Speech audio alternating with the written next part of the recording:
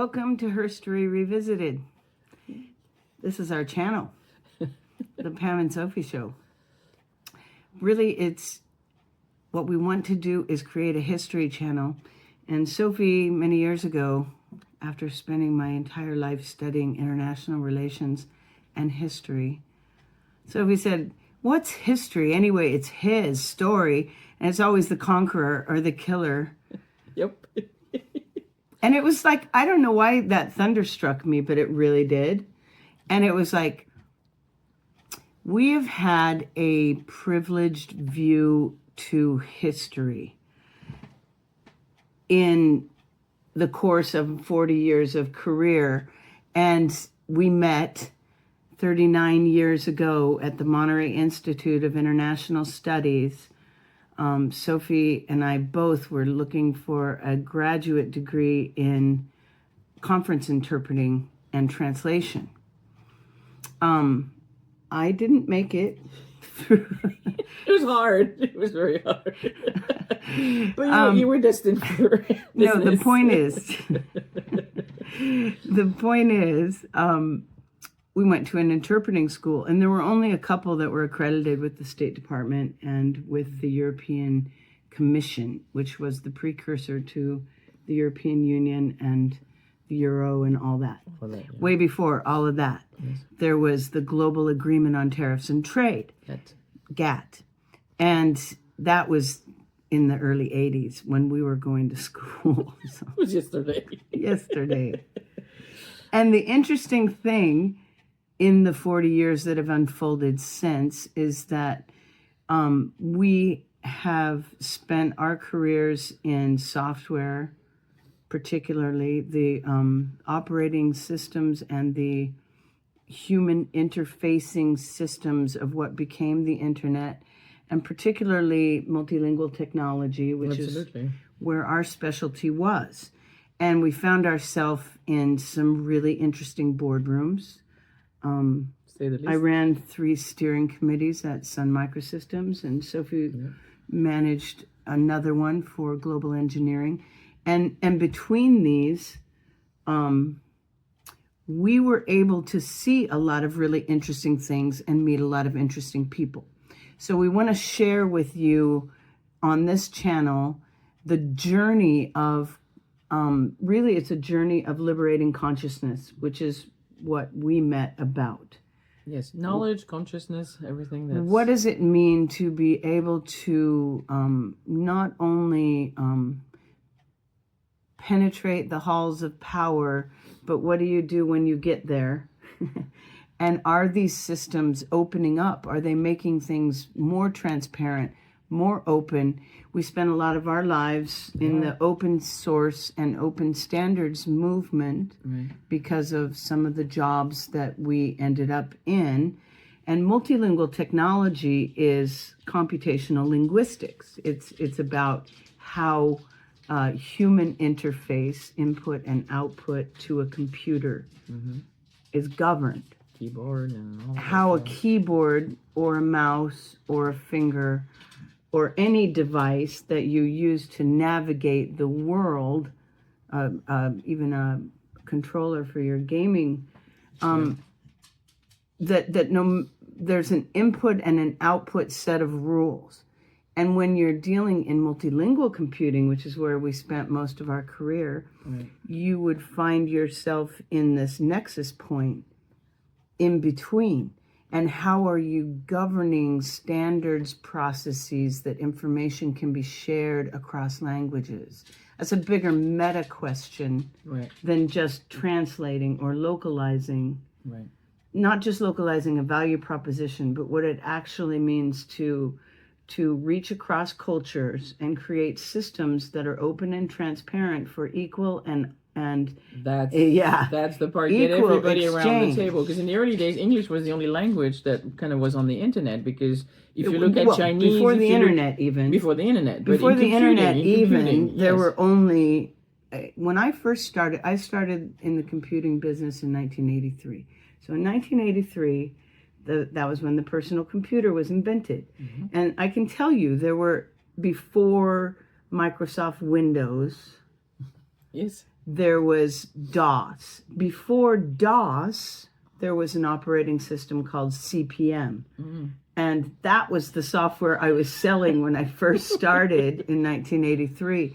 So the interesting thing is the evolution of human thought put into a structure. Right. And because of our position in languages and in the part of software and structures that were creating multilingual systems, there was a lot of interaction and interface between different countries and their intelligence services, because language is primarily governed by the intelligence services. Right. So it was almost like being a super spy of languages. Yes. That's what we spent our careers on. And meanwhile, we were also meditating and doing very intense interfaith peace conferences. That's right. And interfaith analysis. Because if you're studying languages and you study multiple languages and you're studying comparative literature, you will always end up in an interfaith discussion. Because every culture is governed by how they see the world. That's right. Worldviews. The cosmogony, how do you perceive yourself in the greater picture of things? And that determines all of history for all of the nations that may have different worldviews and therefore behave differently. So we invite you to this view of history from the viewpoint of women, because we were and always have been bridge makers. Yes. We came to languages, we came to interfaith discussion, we came to international software discussion, and to the global social architects, the social entrepreneurs. Yes. Because we were doing management consulting, we were hanging in these circles of idea people, and we want to share with you some luminaries, unsung sheroes, women that are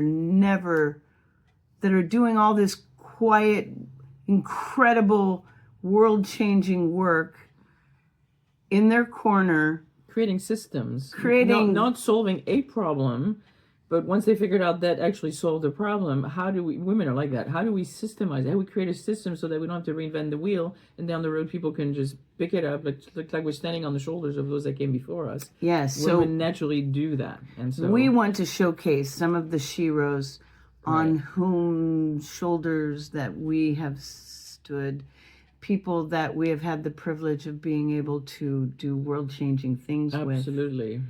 And to give you also a history of the unsung heroes of the early internet, because we were right there front and center to a lot of that. That's right. In the 80s and 90s and in the pre-internet days. And also because we used to run a steering committee called the Globalization Steering Committee at Sun Microsystems, and they called us the Big Rules Police, because the CEO had given this edict that all products globally will be shipped out global ready, internationalized and localized, and ready for a value proposition in the 123 countries that they did business. In all the languages that they... And so language and interface and input and output and the governance of input and output, we found ourselves in the engineering group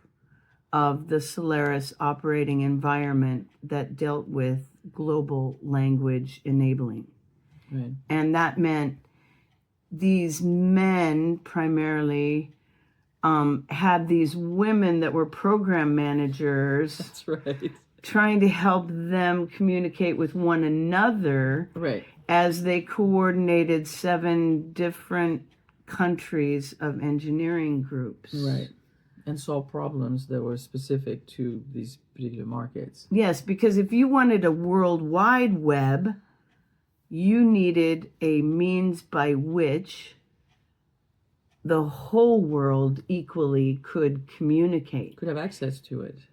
to have access and interact with it. You didn't want to just a step back, because it seems that it's complicated in its implementation, but the problem is very simple. If you take an English keyboard, which has how many keys on it? You say maybe.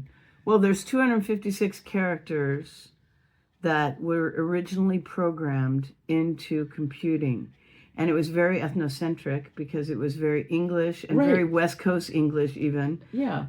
But we're talking a small alphabet that American English. In English you could do to Chinese and other languages that have but there were no extended characters that you cannot. How do you get those to type on your screen with only those few keys? So it was a huge challenge of scaling, getting everybody that, would have their glyph with, how many keys to get that glyph to show up on your screen so you can print it and send an email and do your documents. So what she means by a glyph is there's only 26 letters in English. Yes. But like in Chinese, Han Chinese, for example, there's 52,000 glyphs. They're drawings, little drawings. Everybody's seen those. And in the Indian languages are super complex, and Arabic. We go left to right, Arabic right and to left. Hebrew go multi-directional, left to right to left. Yeah. Chinese goes up and down. I mean, and there were not technologies for that to happen in computing. That's right. Until this group of engineers amassed. That's and there were only a few hundred of them. That's right. And it was a privilege to work among them. Yeah. But it wasn't just them. It was also the social architects that we were working with in our interfaith work and interfaith peace work. That's right. And so we want to share with you on this channel that journey. Yes. And the sheroes particularly, and the matriarchs of our own families that we discovered along the way, because as older women now, we're going through, our mothers are dying, and Sophie's already lost hers. Mine is in assisted living now. And, there's different movements of your lives. And I kind of feel an honor of my grandmother, both of my grandmothers were owned by their husbands. And I had a sister wife in there. Of the great grandmothers, they were on the wagon trains. Yeah. And Sophie has discovered incredible ancestry of her mother as a POW in World War II, and her grandmother and grandfather. And we have so many things we've discovered of history that we want to tell the women's side of it, so that they be known. That's right. As an honor to the grandmothers and the grandmothers that we are and not. And much more if you know us. So more than you ever wanted to know about things you've never heard of. That's what you're going to get. So you've been warned. Welcome to Herstory Revisited. Stay tuned.